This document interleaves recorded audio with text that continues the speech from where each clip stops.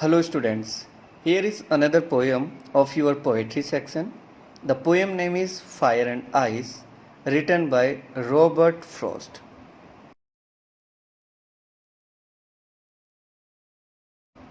So before read this poem, we discuss about its theme. So student, here is the theme. Fire and Ice is a symbolic poem of Robert Frost. The poet wants to aware the humanity that everything will end one day as a result of human misdeeds. The poet says that both fire and ice are destructive. Fire of violent desires will put the world to an end. If the world had a perished twice, then it will be perished by. Okay? The hatred between man and man, ice has been presented as a symbol of hatred. Robert Frost's poem Fire and Ice expressed the profound idea that the world would end in either of two ways, either by ice or fire. Both the components are compared with self-destructing human emotions, hatred and desires. Okay, got it? So here is the end of the world. How can? It is certain that this world will come to an end. The poet shares the belief of the people that everything that exists how will end sooner or later. The poet deals with a very sublime subject, the end of world. So here the poet's view, the poet sides with those who believe that this world will end in fire. The poet links these two very powerful elements of nature to human emotions and human behavior. So fire is symbol of human passions, but ice is represent the hatred. Okay, तो आइए अब हम through this poem, the poet wants to convey the message that there should be no desire or hatred in the world. Both of these are equally destructive. So we must be free from these to make our world beautiful. So बच्चों, यहाँ पर इस poem में जो कि नाम है fire and ice, Robert Frost ने फायर को डिज़ायर है, मतलब जो फायर है ना वो हमारे ह्यूमंस की डिज़ायर्स को डिनोट कर रहा है.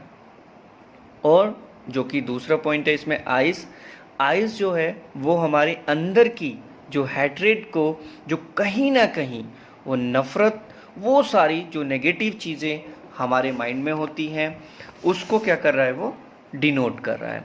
तो यहाँ पर जो पोएट है वो फायर को डिज़ायर से और आइस को हैट्रेड से क्या कर रहा है, डिनोट कर रहा है. समझ आ गया आप लोगों को? पोएट ने यहाँ पर हमें अच्छे से एक्सप्लेन करने की कोशिश की है कि हम लोग कहीं ना कहीं एनिमल से डिफ़र कर जाते हैं. समझ आया? क्योंकि वो एनिमल्स डिज़ायर और हैट्रेड इन दोनों में कुछ ऐसी सिचुएशन अपनी लाइफ में क्रिएट करते हैं जिससे कि वो इन दोनों ही चीज़ों को कंट्रोल कर पाते हैं. और यही चीज़ें हमें एनिमल से काफ़ी अलग कर देती है. जैसे कि आपको पता है एनिमल्स ना ही तो डिज़ायर और ना ही हैट्रेड रखते हैं, बल्कि ह्यूमन इन दोनों ही चीज़ों को अपने पास रखते हैं. और जिसकी वजह से यहाँ पर पोएट हमें बताना चाहता है कि हैट्रेड और डिज़ायर की वजह से इस वर्ल्ड का कहीं ना कहीं क्या हो जाएगा, एक दिन एंड हो जाएगा. तो इस पोएम में को शुरू करने से पहले हम आपसे पहले हमें ये समझना चाहिए कि इस पोएम का जो मेन जो थीम है, जो एक मैसेज है, हमें क्या मिल रहा है. हमें ये मिलता है कि आइस जो कि हैट्रेड को रिप्रेजेंट करती है और जो आपकी क्या है फायर है वो डिज़ायर्स को. तो पोएट हमें ये भी साथ साथ में बता रहा है कि हमें कभी भी इन दोनों चीज़ों को अपनी लाइफ में नहीं रखना चाहिए. हमें क्या करना चाहिए? We must be free from to make our world beautiful. जैसे कि आपको पता है ये पोएम बहुत छोटी है, ये पोएम बहुत जल्दी ख़त्म हो जाएगी। 9 लाइन की पोएम है, लेकिन यहाँ पर जो पोएट है वो हमें इस पोएम के माध्यम से कहीं ना कहीं सोचने पर क्या कर देगा, मजबूर कर देगा। तो चलिए आइए हम पढ़ते हैं इस पोएम को आगे और देखते हैं कि क्या होता है। Here is a first stanza. Some say the world will end in fire, some say in ice. From what I've tasted of desire, I hold with those who favor fire. Okay, so the poem expresses the profound idea that the world would end in either of two ways, either by ice or fire. One group of people is of the opinion that someday the earth's core will get so heated up that it would lead to fire, destroying the earth's surface. On the other hand, the second group says that if the temperature goes down to an extent that makes life on earth impossible, it would the same catastrophic effect.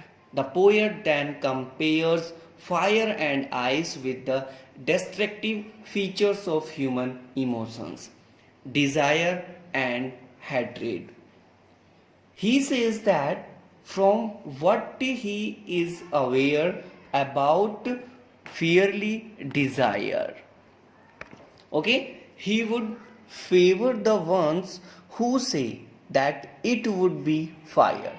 By saying so, he brings about the idea that human beings let their emotions rule them, and the consequence of unmonitored longing is chokes.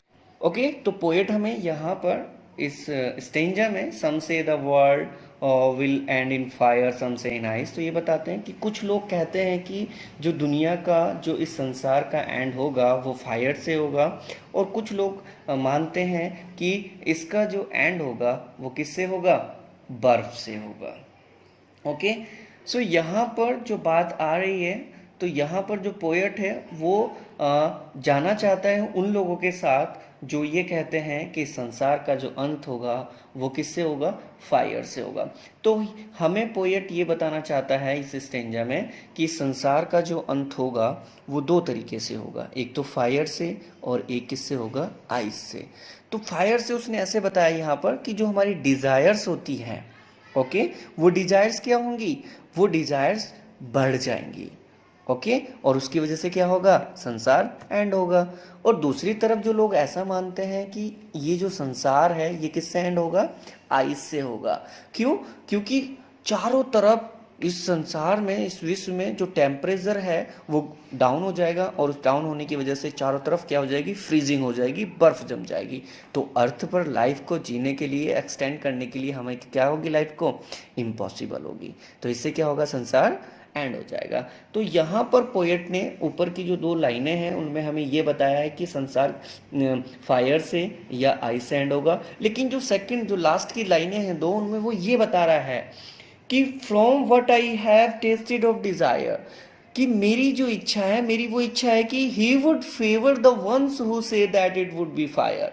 मतलब वो यहाँ पर ये बताना चाहता है कि जो लोग ये कहते हैं कि फायर से संसार का एंड होगा, तो यहाँ पर जो पोएट है वो किन के साथ जाना चाहता है, उन लोगों के साथ जाना चाहता है जो ये बताते हैं कि संसार का जो एंड होगा वो किन से होगा, वो उन लोगों से होगा, उनके साथ सहमत है जो लोग फायर में विश्वास करते हैं और जो ऐसा मानते हैं कि इस संसार का या इस वर्ल्ड का जो एंड होगा वो किससे होगा, फायर से होगा। समझ गए बच्चों?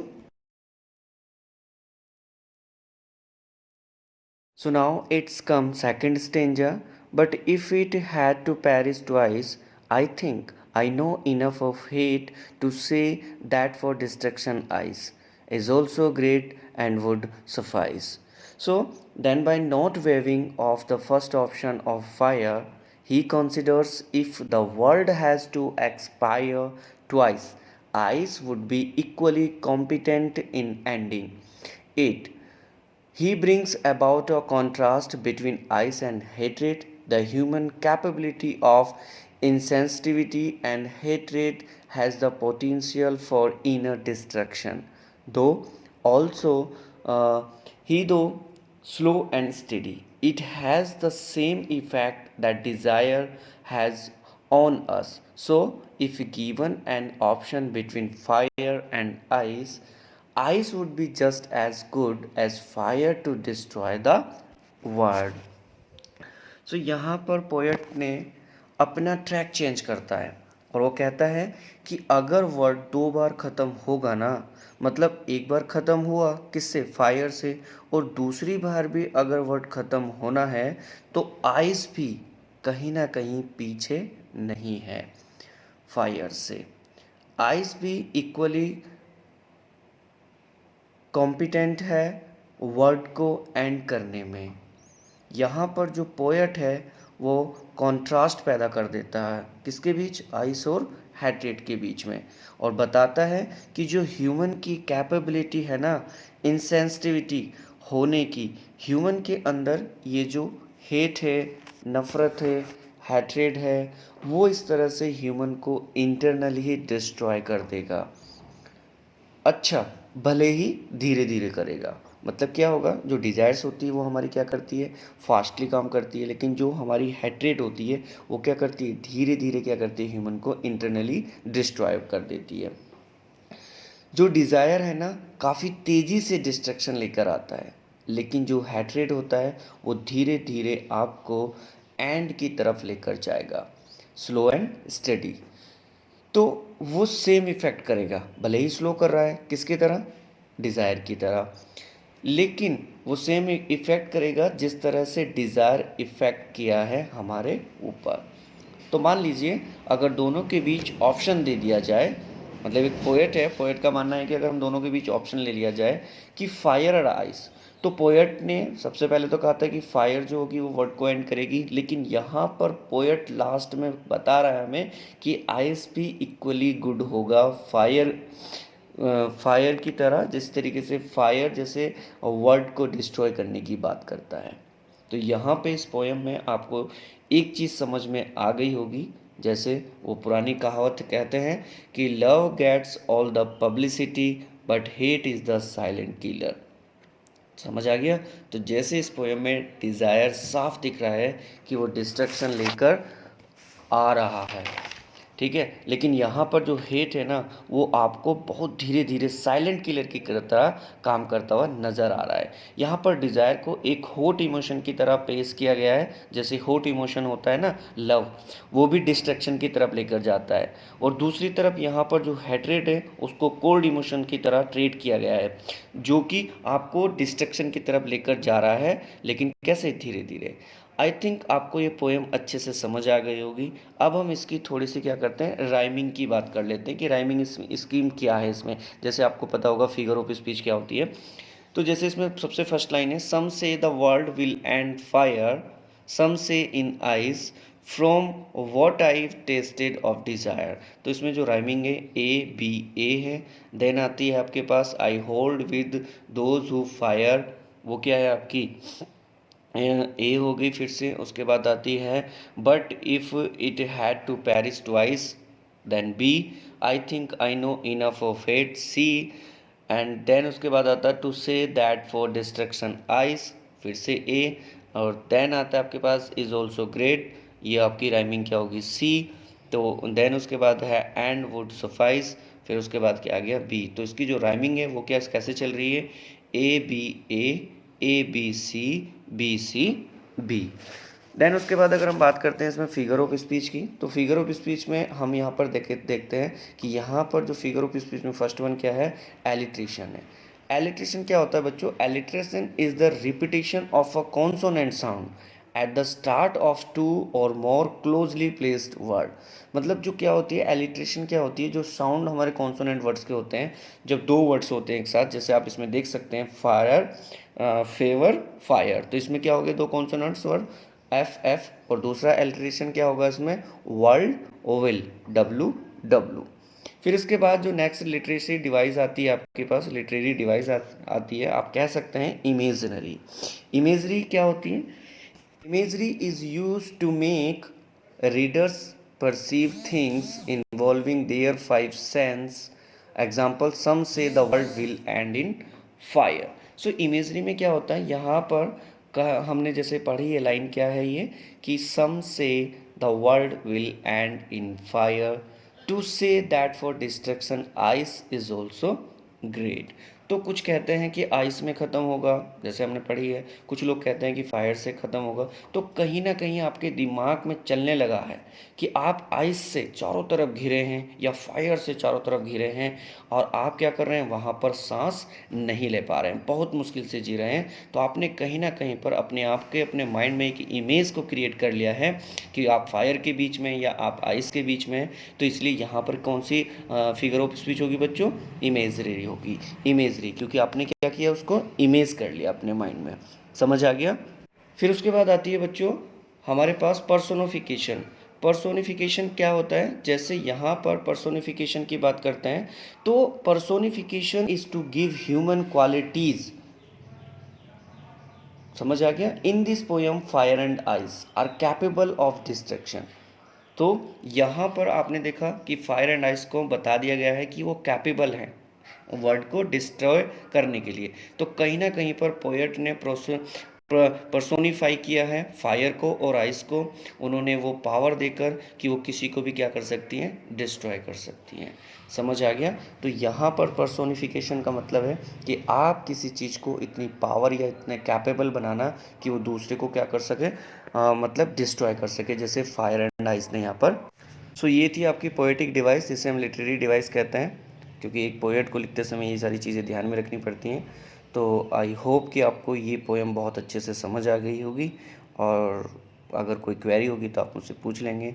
इसके क्वेश्चन आंसर और स्टेंजा मैं आपको क्या करूँगा, PDF में हम आपको दे देंगे, और आप अपनी नोटबुक में उसको डाउन